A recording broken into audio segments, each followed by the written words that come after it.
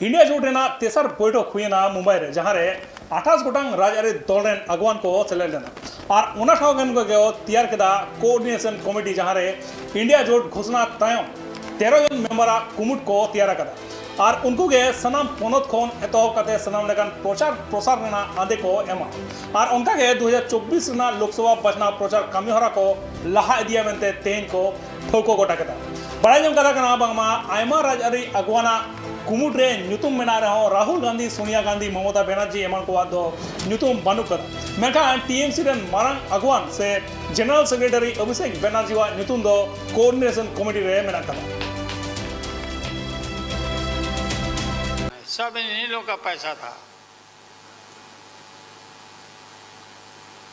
अभी काफ़ी जय जयकार हो रहा होना चाहिए, वैज्ञानिकों का होना चाहिए। चंद्रयान पर लोग गए, सब घूमे फिरे लोग, हमारे वैज्ञानिक, देश का नाम ऊंचा हुआ।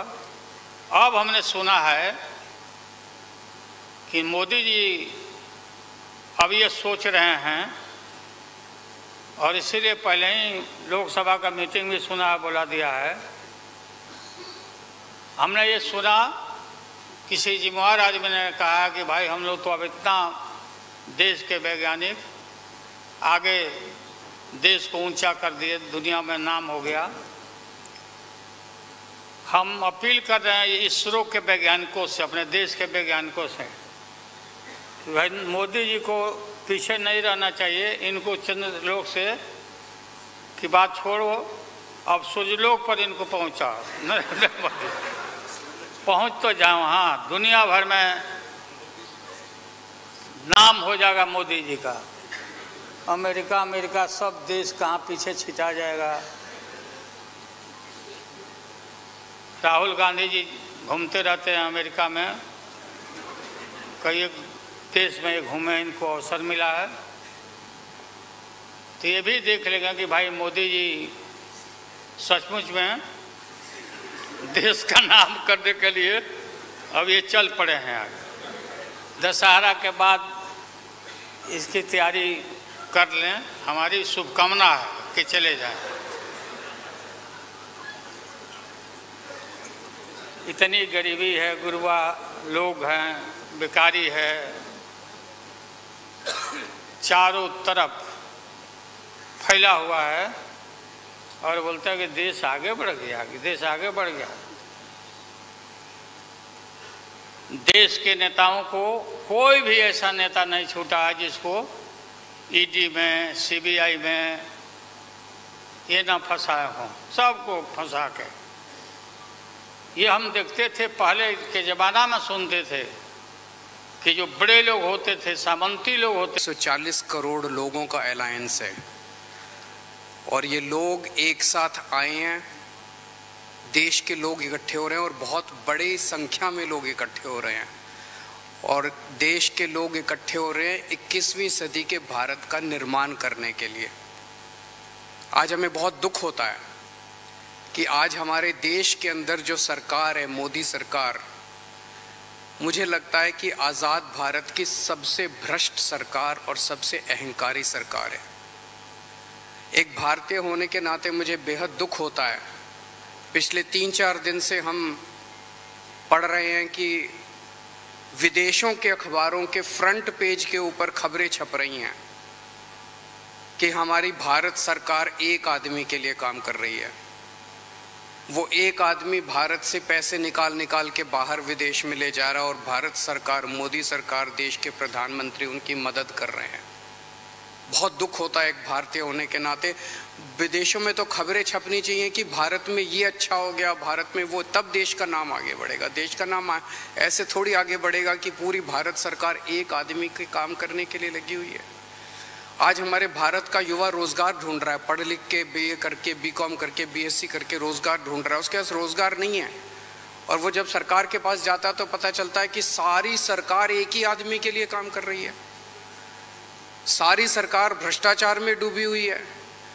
आज हमारे लोगों के घर का खर्चा नहीं चल रहा, लोगों के आमदनी नहीं है, आमदनी उतनी है, खर्चे बढ़ते जा रहे हैं। सरकार के पास जाते हैं, सरकार पूरी सरकार एक ही आदमी के लिए काम करने में लगी हुई है। इससे ज़्यादा अहंकारी सरकार आज तक कभी नहीं हुई और ये लोग अपने आप को भगवान से भी बड़ा समझने लग गए हैं। और जब कोई आदमी अपने आप को भगवान से बड़ा समझने लगता है तो फिर उसका पतन भी जल्दी होता है। मुझे बेहद खुशी है कि इंडिया अलायंस में सब लोग आपस में जुड़ रहे हैं। एक चीज़ मैं देख रहा हूँ, बहुत बड़ी बड़ी ताकतें, अब सबको लगने लगा है कि ये इंडिया अलायंस मोदी सरकार के आने वाले समय में मोदी सरकार के पतन का कारण बनने वाला है। तो बहुत बड़ी बड़ी ताकतें इस इंडिया अलायंस को तोड़ने में लगेंगी, बहुत बड़ी बड़ी ताकतें।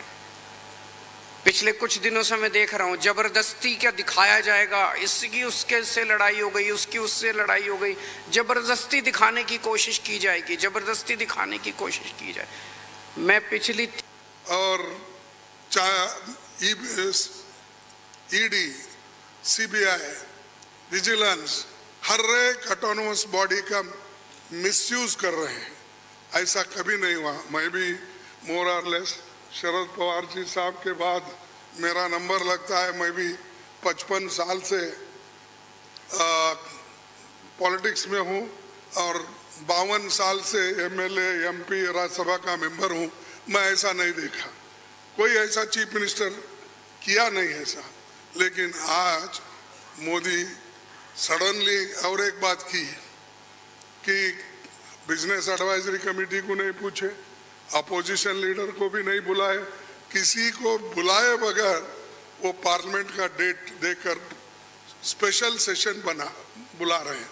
अरे स्पेशल सेशन मणिपुर जल रहा था तो आपने नहीं बुलाया, कोविड के वक्त नहीं बुलाया, जब आप चाइना अपनी जमीन हड़प कर ले रही है, कब्जा कर लिए, उसके लिए नहीं बुलाया।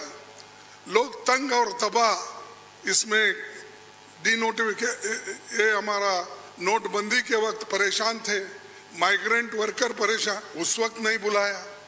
जब जब मुल्क अपने मुश्किल में रहता उस वक्त उन्होंने कभी नहीं बुलाया। अब क्यों बुलाया मुझे मालूम नहीं, आज का एजेंडा क्या है उनका मालूम नहीं। तो ये देश चलाने की रीत नहीं है, ये आहिस्ता आहिस्ता डिक्टेटरशिप की तरफ जा रहे हैं। और ये ध्यान में रखना चाहिए कि कभी वो मीडिया उनके साथ है, वो एक उनके दिमाग में है, प्रेस मीडिया हो, टीवी हो, ये सारी चीज़ें मेरे पास है, ये उनका कहना है। और हमको कभी कभी ऐसा दिखता भी है, माफ़ करो क्योंकि मैं ऐसा बोल रहा हूँ समझ के, आप गुस्से में आके हमारे खिलाफ मत लिखो। तो जो कुछ है वस्तु स्थिति, आपको भी मुंह को ताला लगाया, हाथ बंद दिए आपके भी लिखने के, ये सारी चीज़ें कर रहे हैं और आहिस्ता आहिस्ता डिक्टेटर के तरफ वो जा रहे हैं।